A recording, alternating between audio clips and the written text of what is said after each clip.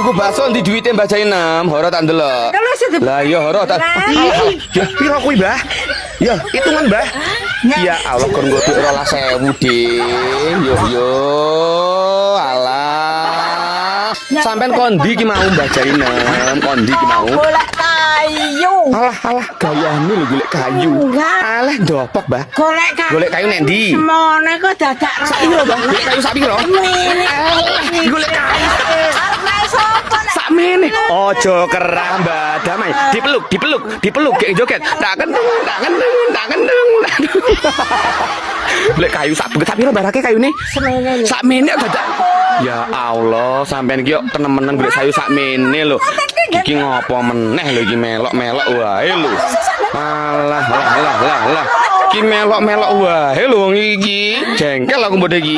Nek melok ngonten iki bibiran sing ayu, gincuan ngono. Yo. Alah.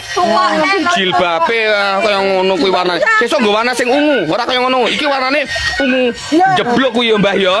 Ungune sing ungu terang, ya.